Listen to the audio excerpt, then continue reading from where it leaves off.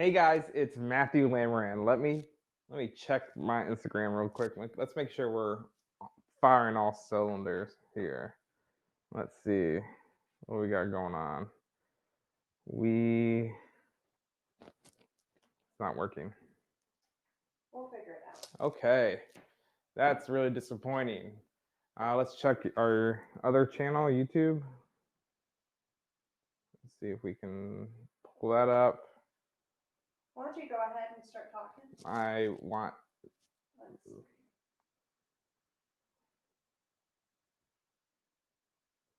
That's not working either.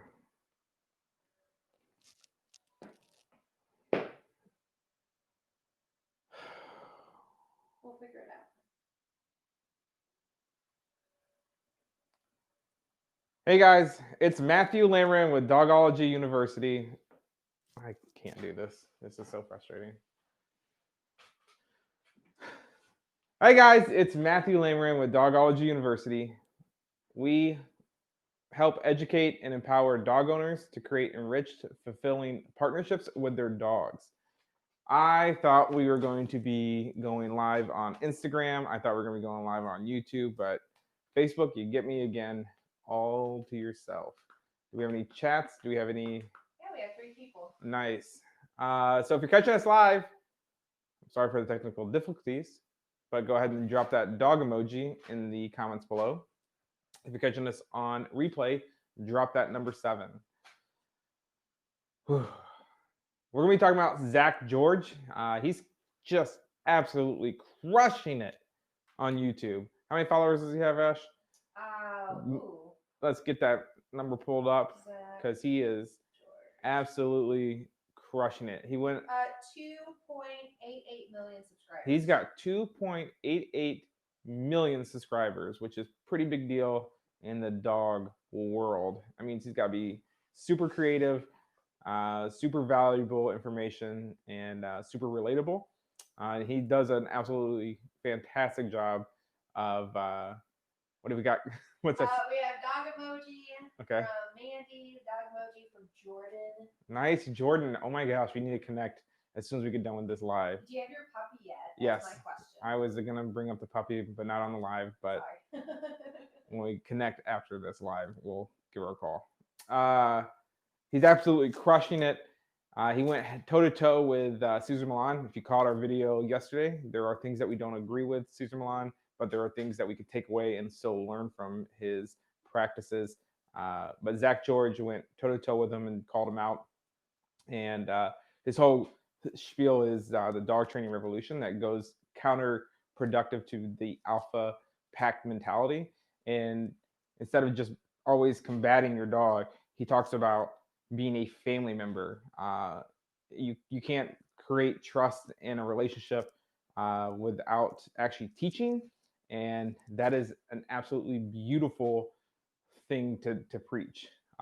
It changed my entire dynamic coming from the military. I remember sitting out there for 2.5 hours when I'm going through training, and my trainer at the time is like, "Your dog's not listening because you're not giving a good enough correction. You need to practice your correction." I remember just tying my leash up and just working at the fence. I was out there with Eric Hernandez, and we were just sitting out there for hours, thinking, "Oh my gosh, we're not going to get out a canine because we're going to give a great correction, and these dogs will start listening to us." Fast forward 4 years, I get it into pet dogs, and the first pet dog I ever worked, his name was Radar, and he was a black poodle. And we're out in public, and I told him to sit, and he didn't do it because he hasn't been introduced to anything. He didn't know. Uh, he didn't generalize behaviors. There's all these things that we can go into further, but he didn't do it, and I went right into the military correction. I was like, "No!" And I corrected him. It's not funny. It's actually terrible, and I learned from my mistakes. But still didn't do it, and I just kept sitting there correcting him, and I just realized that wasn't effective. Fast forward again, and I have my own Rottweiler named Rocky. I was using the same methods of the military without teaching, just compulsion, getting the dog not to want to mess up. So they're more inclined to have fear-based reactions, and he became very fearful of other people besides me and Ash and our daughter. Until at one point, um, he became so fearful. He tried to bite our roommate at the time.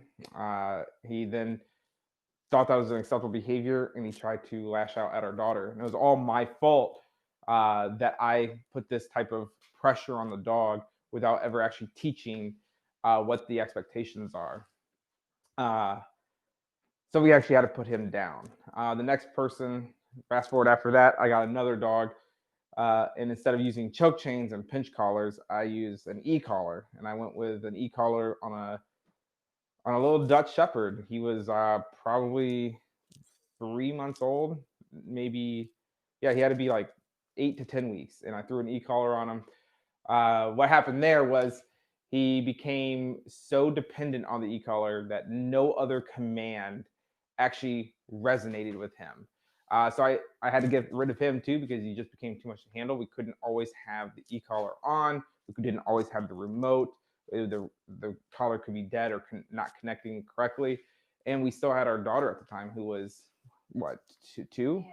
So he was knocking her over. He didn't know out without the collar. It just became just too much to handle. And I looked at Ash and I was like, there's got to be such a better way to train these dogs. One, not to put so much pressure on. Two, not to have them so reliant on equipment that they just learn. So we stumbled across Zak George, probably 2016. Does that sound 2015, 2016? And his entire methodology was teach the dog first. You don't ever have to put correction on dogs. Just withhold, the primary reward, and that's going to create a dog that's wanting to work with you, not because they have to, but because they truly want to do it because they're enjoying it. And that just absolutely blew my mind at the time. And ever since then, I've kind of adapted that and made it into my baseline of training. But I put more emphasis on the dog engaging and focusing, and that's how we've created focus-based training. So I give mad props to Zak George. I give mad props to Dr. Ian Dunbar, mad props to Cesar Milan. They've all, in their own way, combined to help us develop our training style. So if you do have any issues with dogs that are lashing out, not listening, not respecting your no or your commands, or you're too dependent on treats and collars, please feel free to reach out to us at 833-236-4498. Or if you see down there, you can also follow us on Instagram and check out some of our beautiful, handy photography work with our past clients and get a feel for what focus-based training is and how it can help you. So do we have any comments, questions, or concerns? All right. Until next time, guys, remember, train your dog shouldn't feel like combat.